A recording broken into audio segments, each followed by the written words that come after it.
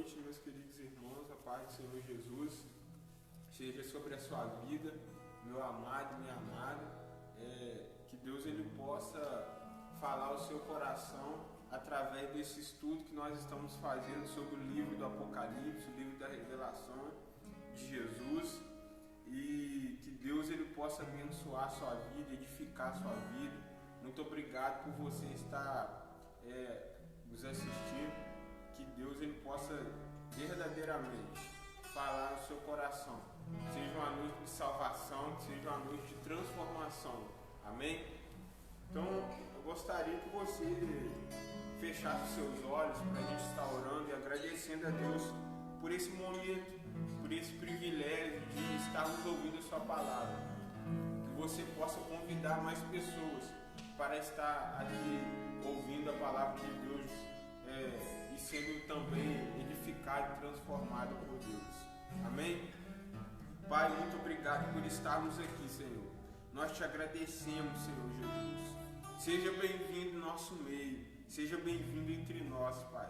Receba o nosso louvor, a nossa adoração como um incenso suave e aromático na tua presença, Pai. Que o Senhor faça com que esta noite, nesta live, seja uma live onde as pessoas que estão nos assistindo sejam edificadas pela sua palavra, Senhor. Que Deus, nós venhamos crescer nesse estudo do Apocalipse, Pai. E que nós não venhamos nos apegar às coisas materiais desse mundo que passa, mas que nós devemos fazer a tua vontade, permanecer eternamente, Senhor. Perdoa os nossos pecados, as nossas transgressões, as nossas iniquidades. Nos lava, nos redime e nos transforma dia após dia, Senhor. Porque tu és o nosso Senhor e o nosso Salvador. E assim eu oro em nome de Jesus. Amém e amém. Vamos adorar o Senhor Jesus, porque Ele é o Alfa e Ele é o Ômega. Ele é o princípio e Ele é o fim. E nada que foi feito se fez, senão pela palavra de Jesus. Nós te louvamos, Pai.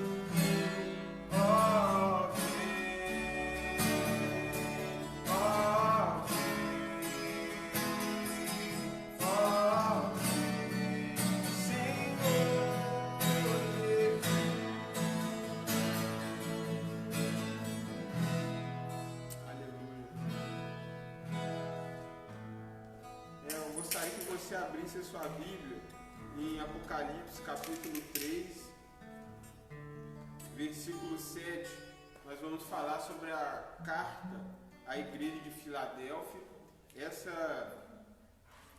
é uma carta muito impactante, que falou muito ao meu coração e tenho certeza que irá falar ao seu também. Amém? Gostaria que você abrisse Apocalipse, capítulo 3, versículo 7.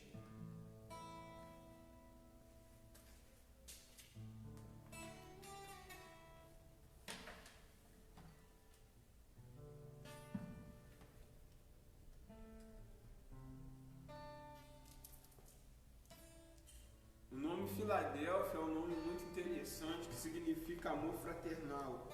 E a igreja de Filadélfia era uma igreja pequena, não era uma igreja grande. Filadélfia era uma cidade bem pequena na época do apóstolo João, e Filadélfia era uma igreja pequena, mas era uma igreja que Jesus amava, que Jesus se importava com ela.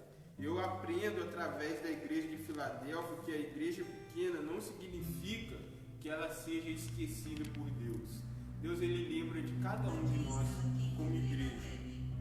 E que você possa falar, que você possa ouvir atentamente aquilo que Jesus está falando sobre a sua igreja, que ele jamais esquece a sua igreja. E na introdução da carta de Filadélfia, a igreja em Filadélfia, Jesus Cristo ressuscitado é nomeado com grandes títulos no início. A gente vai ler isso no versículo 7, que diz assim: ao anjo da igreja em Filadélfia escreve: essas coisas diz o santo, o verdadeiro, aquele que tem a chave de Davi, que abre e ninguém fechará, que fecha e ninguém abrirá. Como eu disse, a carta à igreja em Filadélfia começa com uma introdução sobre Jesus Cristo glorificado e inicia com 3 grandes títulos acerca do Cordeiro de Deus. O primeiro título, Jesus aqui é chamado de o Santo. O versículo diz: estas coisas diz o Santo. E esta é a descrição de Deus. Deus, ele é santo, santo, santo, santo, é o Cordeiro de Deus. É Deus. Amém? Em Isaías capítulo 6, versículo 13, eu gostaria que você abrisse lá comigo, no livro do profeta Isaías, capítulo 6, versículo 3. Isaías, ele tem uma visão de Deus.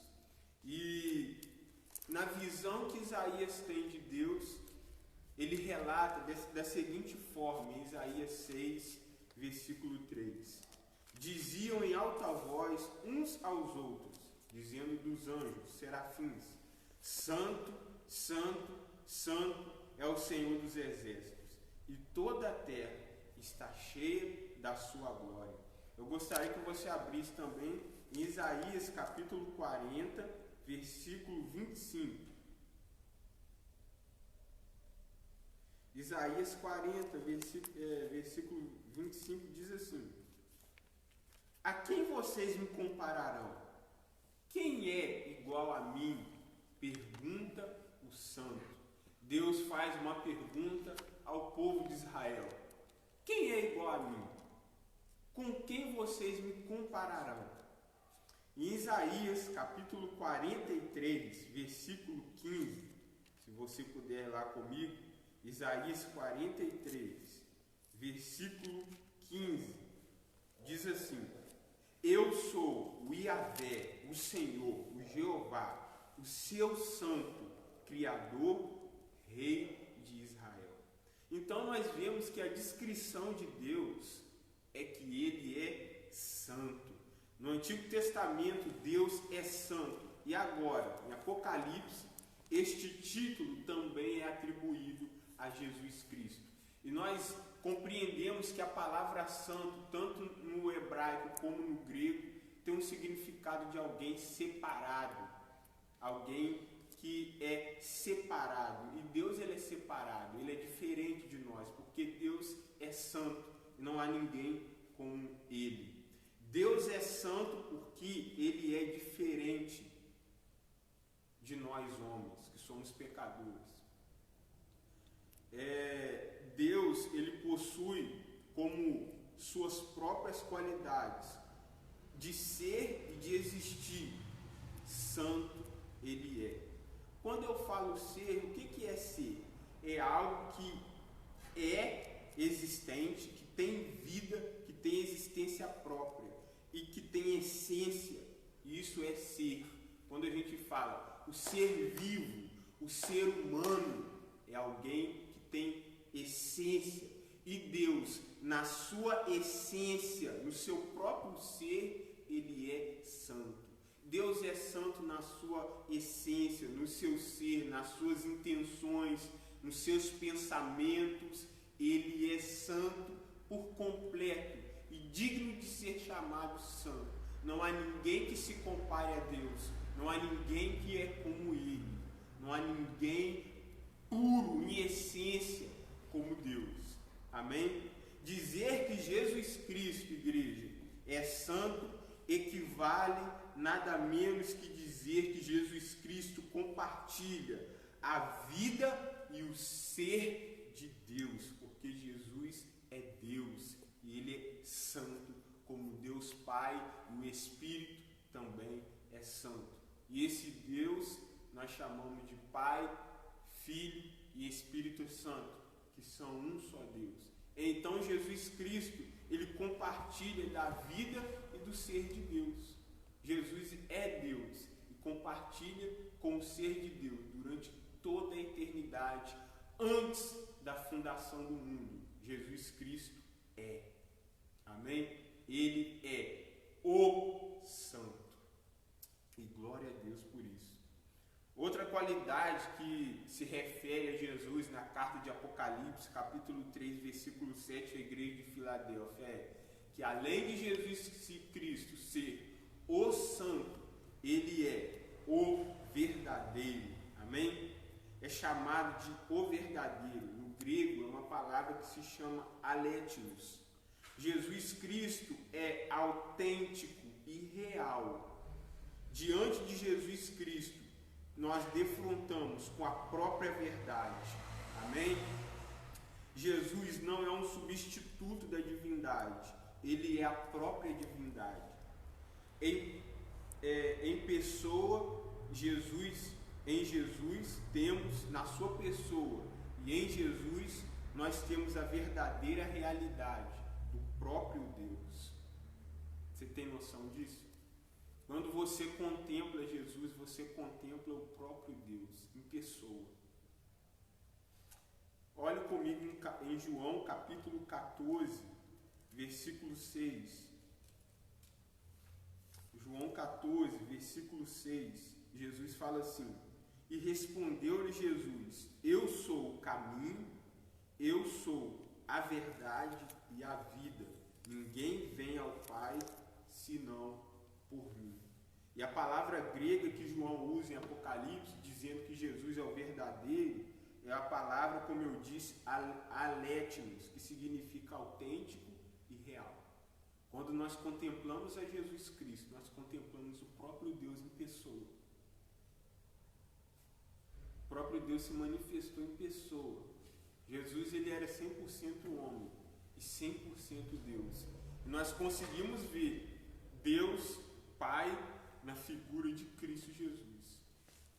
Deus que se fez homem e habitou entre nós, cheio de glória e cheio de verdade. Amém? Se você quer ver e conhecer a Deus, você consegue vê-lo em Jesus, porque habita em Jesus a plenitude da divindade. Reside na pessoa de Cristo Jesus. E glória a Deus, porque Deus, ele morreu, ele se entregou, ele se sacrificou para salvar a mim e a você, todo aquele que nele crê. Não pereça, não perecerá, mas terá a vida eterna. Que nesses dias de quarentena, nesses dias de tribulação e de provação, você olhe para a pessoa de Cristo Jesus. Olhe por tudo que ele fez e ele faz por nós. Jesus Cristo, ele é santo, ele é verdadeiro. Nele há verdade, não há mentira. Olhe para Jesus, fixe o seu olhar na pessoa de Cristo Jesus. E você vai bater de encontro com a verdade, porque Ele é o caminho, Ele é a verdade e Ele é a vida. Olhe para Cristo, chegue a Deus, acesse a presença de Deus através de Jesus Cristo. Amém? E também ele é conhecido aqui pela igreja de Filadélfia, titulado como o Santo, o verdadeiro, e ele é aquele que tem nas mãos a chave de Davi. E a porta que Jesus abre, ninguém fecha. E a porta que Jesus fecha, ninguém pode abrir. Esta figura de Jesus Cristo, que tem a chave de Davi nas mãos, significa que Jesus ele tem autoridade final. Ele tem a palavra final. A última palavra vem de Jesus Cristo. Amém? E é nele, na sua palavra, que devemos esperar. E tal ideia nós encontramos no Antigo Testamento, em Isaías capítulo 22, versículo 22. Abre lá comigo. Livro do profeta Isaías, capítulo 22, e versículo 22. O rei Ezequias tinha um servo fiel chamado Eliaquim. Este tinha a chave da casa do rei Ezequias. Era o único que podia abrir a porta para aqueles que queriam ver o rei. Então, Isaías profetiza sobre Eliaquim, diz assim, em Isaías 22, 22, se você puder abrir lá. Darei a ele a chave da casa de Davi, o cargo mais elevado da corte. Quando ele abrir as portas, ninguém poderá fechá-las. E quando fechá-las as portas, ninguém poderá abri-las. Isaías profetiza sobre o servo do rei, chamado Eliaquim, que tinha em suas mãos a chave. Toda pessoa que queria ter acesso ao rei Ezequias tinha que passar por esse servo fiel, chamado Eliaquim, que tinha nas suas mãos a chave, para que as pessoas pudessem entrar na casa do rei. Né? E isto prefigura sobre Cristo. Jesus Cristo, ele nos permite entrar na presença de Deus. Por isso que Jesus Cristo tem em suas mãos a chave de Davi. Jesus é aquele que abre a porta para que eu e você venhamos ter acesso à presença do Pai. Nós acabamos de ler em João 14,6 que Ele é o caminho, a verdade e a vida. Jesus Cristo é essa chave que nos remete à presença de Deus. Jesus Cristo possui a chave que pode abrir e fechar o acesso ao céu, a Nova Jerusalém, a Canaã celestial. Jesus Cristo é esse que nos permite entrar na presença do Rei dos Reis. Amém? Na presença do Deus Todo-Poderoso. E Ele tem essa chave. E olha que interessante, Jesus ele sempre falou isso quando ele esteve aqui na terra, nos evangelhos. Eu quero que você abra a sua Bíblia em João, capítulo 3, versículo 51. João, capítulo 3, versículo 51.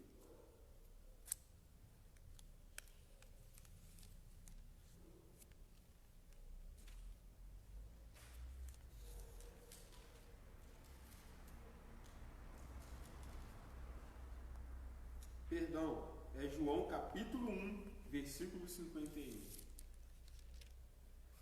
É João capítulo 1, versículo 51.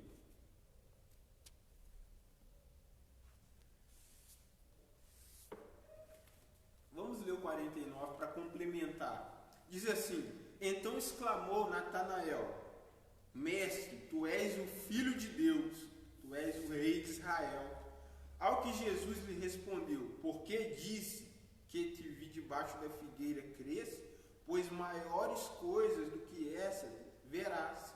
E acrescentou: em verdade vos digo que vereis o céu aberto e os anjos de Deus subindo e descendo sobre o Filho do Homem. Isso é uma alusão sobre a visão de Jacó, que ele, quando dorme sobre a pedra, ele vê os céus abertos, uma escada, e os anjos subindo e descendo. Ele chamou aquele lugar de Betel, casa de Deus. Jesus Cristo é essa escada que permite com que os anjos subam e desçam nos céus.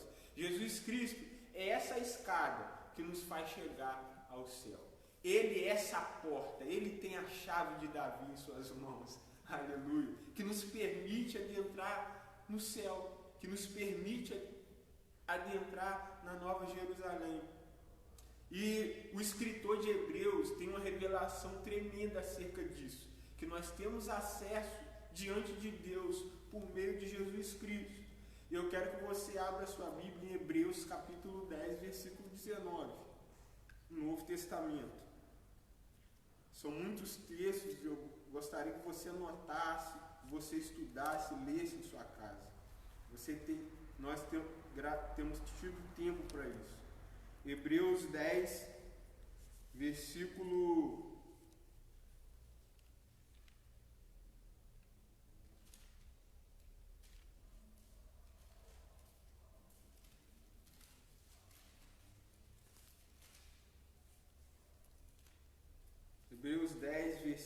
19.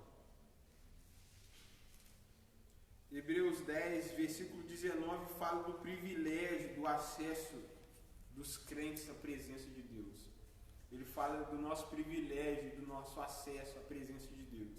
E diz assim, versículo 19 de Hebreus 10: Tendo, pois, irmãos, intrepidez para entrar no Santo dos Santos, pelo sangue de Jesus, pelo novo e vivo caminho que ele, Jesus, nos consagrou pelo véu, isto é, pela sua carne. E tendo grande sacerdote sobre a casa de Deus, aproximemo-nos com sincero coração e plena certeza de fé, tendo o coração purificado da má consciência e lavado o corpo com água pura. Guardemos firme a confissão da esperança, sem vacilar, pois quem fez a promessa é fiel. Esse texto ele fala sobre o nosso acesso e de como nós podemos ter intrepidez e ousadia para entrar na presença de Deus por causa do sacrifício de Jesus. O véu que foi rasgado pelo seu corpo moído pelos nossos pecados, pelas nossas transgressões, e o sacrifício que Jesus Cristo fez na cruz nos deu livre acesso à presença de Deus. Tanto é que quando Jesus Cristo morreu na cruz, ele declarou: Tetelestai, está consumado. E a Bíblia fala, nos narra nos evangelhos, que quando Jesus expirou, o véu do Santo dos Santos se rasgou de alto a baixo, mostrando que não é o sumo sacerdote só que tem acesso, mas somos todos nós que temos confiança, esperança no sacrifício e fé. Temos certeza disso, que podemos entrar na presença de Deus. E Jesus Cristo é esse que tem a chave de Davi nas mãos. E ele abriu essa porta. Ninguém pode fechar. Ele é essa chave que nos faz ter acesso à presença de Deus, ao céu. Amém?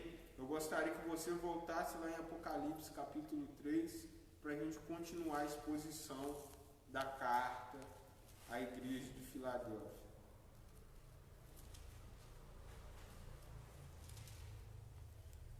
Versículo 8 diz assim: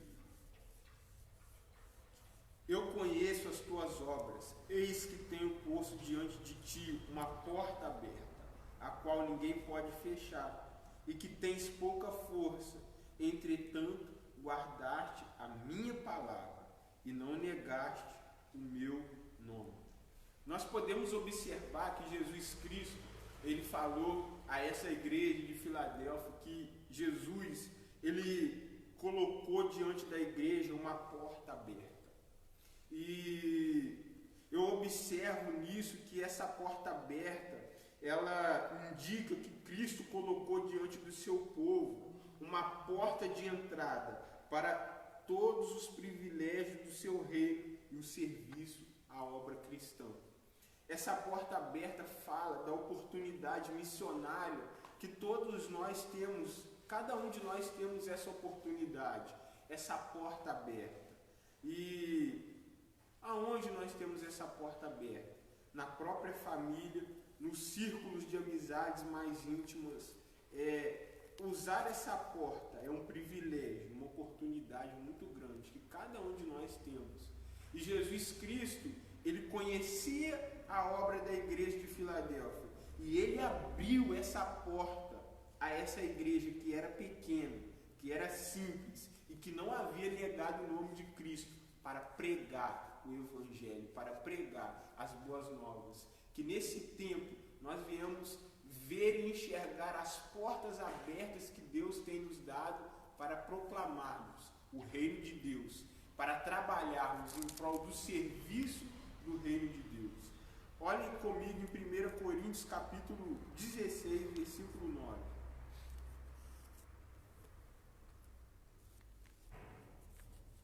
1 Coríntios capítulo 16, versículo 9.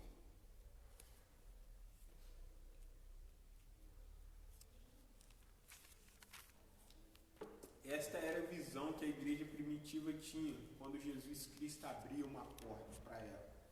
O apóstolo Paulo, em 1 Coríntios capítulo 16, versículo 9, ele diz assim, há uma porta inteiramente aberta para realizar um grande trabalho aqui, ainda que muitos se oponham a mim. O apóstolo Paulo, ele viu que Deus abriu uma porta inteiramente para que ele trabalhasse em prol do Evangelho, para que ele lutasse em prol do Evangelho, para que ele servisse a Cristo pregando o reino de Deus. Amém? E essa porta, ela está aberta para mim, na nossa casa, nos círculos de amizade que temos, e isso é um privilégio, que eu e você nesses dias venhamos ser calçados com a sandália da preparação do Evangelho da paz de Cristo Jesus. Amém? Essa foi a porta que a igreja de Filadélfia viu da parte de Deus. Amém? Versículo 9 de Apocalipse 3 diz assim: Eis que farei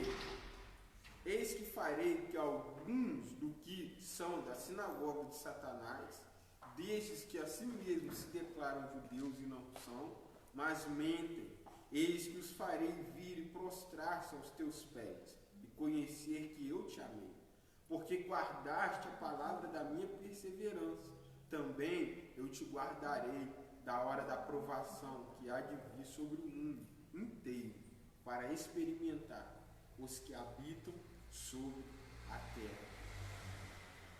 Devemos ser uma igreja que guarda a palavra de Deus. Devemos ter a paciência de Cristo. Devemos colocar o nosso olhar em Jesus, porque somos chamados para suportar alguns sofrimentos nessa terra presente.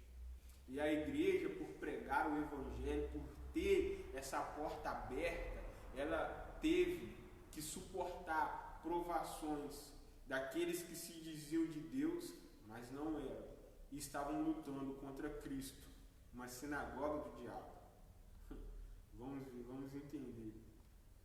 E haverá um período em que estamos vivendo provas que atingirá os crentes antes da vinda de Jesus Cristo.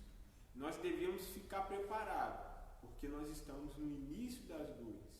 E esse início das dores pode se findar a qualquer momento e a perseguição apertar para nós crentes em Cristo Jesus. Devemos ter a consciência de que ser crente não nos inibe de sofrermos, não nos inibe de sermos perseguidos. É uma teologia aí que está sendo pregada, aonde vem para Jesus que tudo vai ocorrer bem, você vai ser rico, você vai ser próspero. Se nós buscamos a Cristo Jesus só por causa das coisas dessa terra, nós somos dos homens os mais miseráveis, os mais dignos de lástima. O fato de sermos cristãos pode ocorrer de sermos mortos, de sermos perseguidos, de sofrermos por causa de Cristo e por causa de guardarmos a palavra de Deus. E isso vai acontecer na igreja dos últimos tempos. Antes da vinda de Jesus, a igreja vai passar por um grande período de provação, que vai provar muitos crentes. E hoje, a igreja de Cristo já passa em muitos países, em muitos lugares do mundo, a igreja passa por grande provação. Se você estudar e pesquisar, você vai ver que o cristianismo é a religião mais perseguida no mundo hoje. Na mesma proporção que era antigamente, quando os cristãos eram mortos na igreja primitiva, nos coliseus romanos, eram queimados vivos, na mesma proporção, o cristianismo ainda é a maior religião que sofre perseguição, que muitas pessoas são mortas no mundo hoje, no século XXI, em que nós vivemos hoje. Países como Irã, como países fechados, países onde a religião muçulmana predomina. Ser cristão lá é declarar a própria morte. E hoje as coisas tendem a apertar ainda mais. E nós vamos ler textos bíblicos que falam sobre as provações que a igreja vai sofrer antes da vinda de Cristo Jesus. Daniel capítulo 12, versículo 1 e 2. Olhe lá comigo. Livro do profeta Daniel, Antigo Testamento, capítulo 12. Dos filhos do teu povo. E haverá um tempo de angústia que nunca houve, desde que houve nação até aquele tempo. Mas naquele tempo será salvo o teu povo, todo aquele que for achado escrito no livro. Muitos dos que dormem no pó da terra ressuscitarão, uns para a vida eterna e outros para a vergonha e o horror eterno. Haverá um tempo de angústia como nunca houve em toda a terra. Olha comigo Daniel, aí mesmo, capítulo 12, versículo 10, até o versículo 13. Muitos serão purificados, embranquecidos e provados, mas os perversos procederão perversamente. Nenhum deles entenderá, mas os sábios entenderão. Depois do tempo em que o sacrifício diário for tirado, posta a abominação desolada, haverá ainda 1290 dias. Bem-aventurados os que esperam, e chegará até 1335 dias. Tu, porém, segue o teu caminho até o fim, pois descansarás, e o fim dos dias te levantarás para receber a tua herança. Marcos capítulo 13, versículo 14. Evangelho de Marcos, capítulo 13, verso 14. Aqui Jesus fala sobre a grande tribulação. Diz assim: quando, pois, vedes o abominável da desolação situado onde não deve estar, quem lê entenda. Esse foi o que nós acabamos de ler em Daniel capítulo 12. Preste atenção. Vou ler de novo. 14. Quando, pois, vides o abominável da desolação situado onde não deve estar, quem lê entenda, então os que estiverem na Judéia fujam para os montes. Quem estiver em cima no eirado, não desça, nem entre para tirar da casa alguma coisa. O que estiver no campo, não volte atrás para buscar a sua capa. Falando da grande tribulação que ocorrerá antes da vinda de Cristo Jesus. Para nós continuarmos entendendo sobre isso. 2 Tessalonicenses capítulo 2, Nós vamos ler do versículo 1 até o 12. Vamos lá.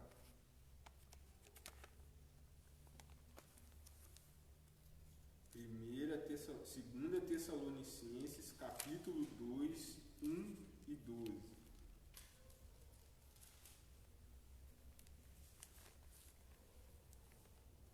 A vinda do Senhor, a revelação da apostasia e o homem da iniquidade.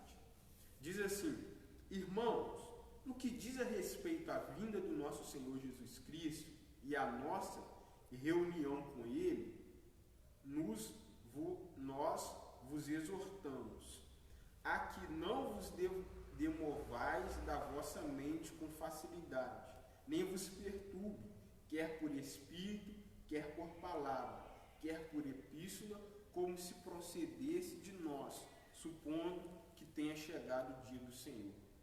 Ninguém de nenhum modo vos engane, porque isso não acontecerá sem que primeiro venha a apostasia, que seja revelado o homem da iniquidade, o filho da perdição.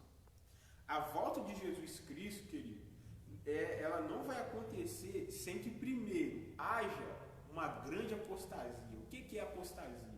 As pessoas vão abandonar a sã doutrina do Evangelho, elas vão abandonar os princípios bíblicos, elas vão abandonar a fé em Jesus.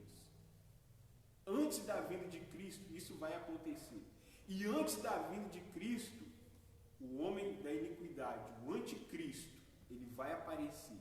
O filho da perdição, ele vai aparecer. Agora, veja comigo o versículo 4. O qual vai estar falando do anticristo, do filho da perdição, o homem da iniquidade, o qual se opõe e se levanta contra tudo que se chama Deus, ou é objeto de culto, a ponto de assentar-se no santuário de Deus, ostentando-se como se fosse o próprio Deus. Não vos recordais de que ainda convosco eu costumava dizer-vos essas coisas? E agora sabeis o que o detém, para que ele seja revelado somente na ocasião própria. Aqui agora vai falar sobre o caráter desse homem da iniquidade e a sua derrota. Com efeito, o mistério da iniquidade já opera e aguarda somente que seja afastado aquele que agora o detém. Então será de fato revelado o iníquo, a quem o Senhor Jesus matará com o sopro de sua boca e o destruirá pela manifestação da sua vinda.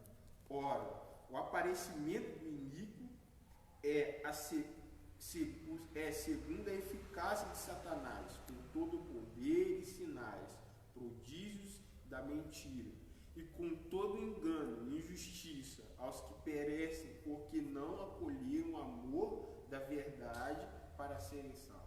Preste atenção no perigo da apostasia dos últimos dias. Ele vai pegar aqueles que não acolheram com amor a verdade para serem salvos. No início do Apocalipse, na igreja de Filadélfia, Jesus ele se intitula como o Santo, o verdadeiro, aquele que tem a chave de Davi nas mãos. E o iníquo, o filho da perdição, ele vai pegar aquelas que não estão guardando a verdade no coração, que não creem no Filho de Deus, que deixaram de lado e se tornaram incrédulos, se apostataram da fé. E por este motivo, versículo 11, pois que Deus lhe manda a operação do erro, para darem crédito à mentira, a fim de serem julgados todos quanto não deram crédito à verdade, antes, pelo contrário, deleitaram-se com a injustiça, com o pecado. Isso é algo sério, querido. E devemos nos atentar a isso. Devemos entender que o sofrimento, a perseguição e a provação faz parte da nossa vida. E nós devemos nos alegrar quando somos humilhados, perseguidos por amor a Jesus Cristo. E lembrando a vocês que haverá um período de prova que atingirá os crentes antes da vinda de Cristo Jesus.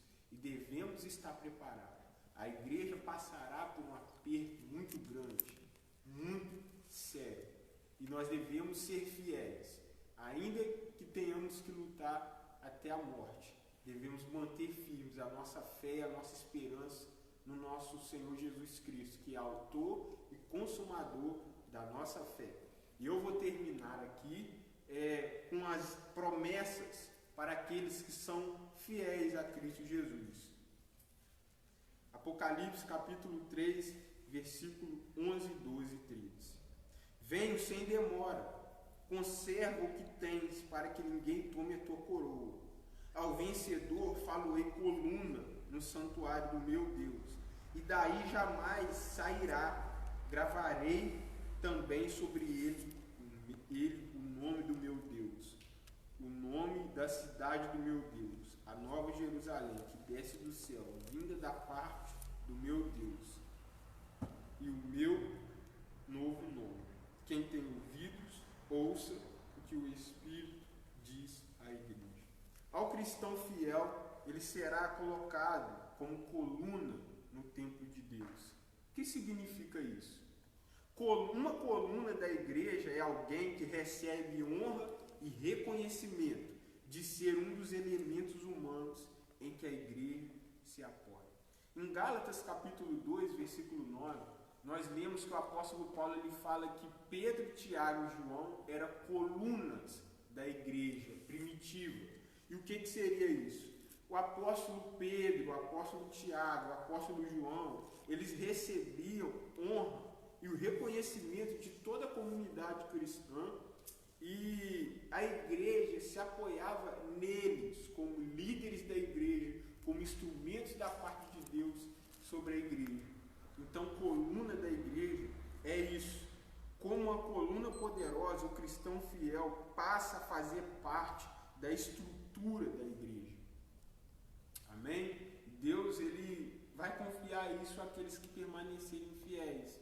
E jamais seremos apagados.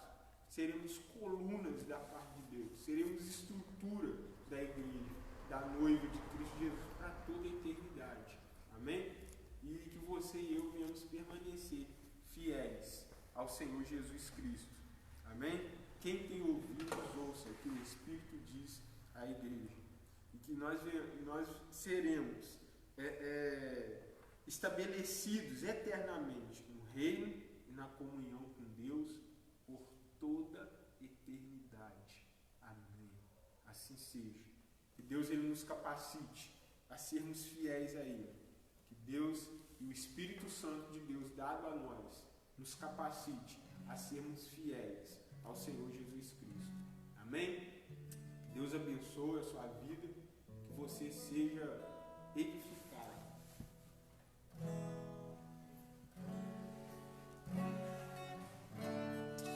Vamos louvar ao Senhor com cântico.